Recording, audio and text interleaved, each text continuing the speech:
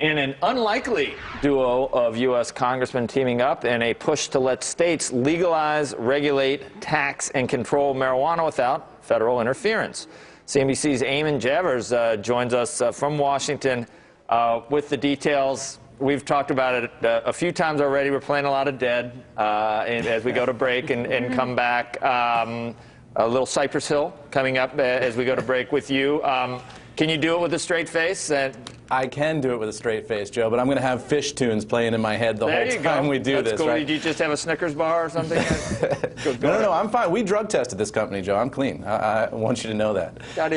I got in before that, yeah, 20 years ago. I can never leave. I can never. Just kidding. Go ahead. Well, let me walk you through here what this bill would do to start with. Take a look at some of the bullet points here, and you get a sense of where we are with this bill. Starting with letting the states legalize, regulate, tax, and control marijuana without federal interference. That's the key here. They're saying this isn't a legalization bill. It's a bill that would allow the states to do it. It would also limit the federal marijuana role to cross-border or interstate smuggling only, and it would allow people to legally grow, use, or sell marijuana in states where it is legal. Now, we caught up with Congressman Ron Paul last night, and he told us that to him, this is just a matter of the Constitution of the United States and basic American finance. Take a listen.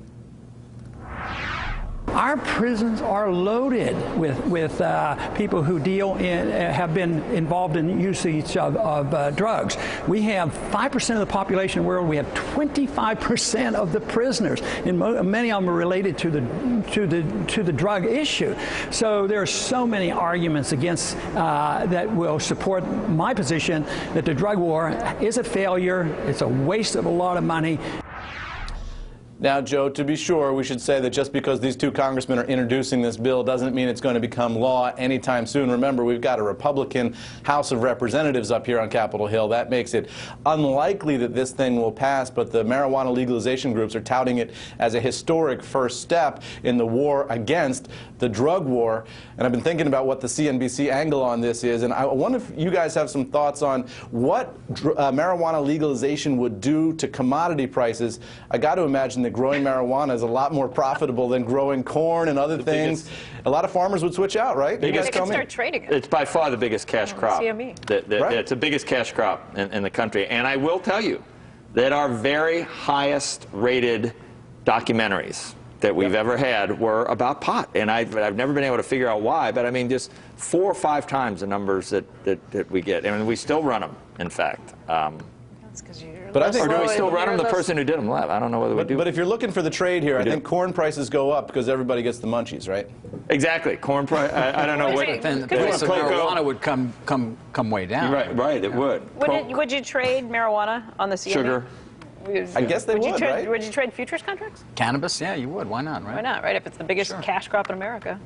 Yeah, I mean, look, there's money to be made here. And the serious point here, guys, is that the states are really in financial crisis. Exactly. And this bill would allow the states to tax marijuana. We know that the marijuana trade is going on right now. Yep. This would bring that into the daylight, allow the states to tax it. California estimated it would be as much as $1 billion a year in taxes. That state needs the money. A lot of these states might be looking at this in a different light this year, guys.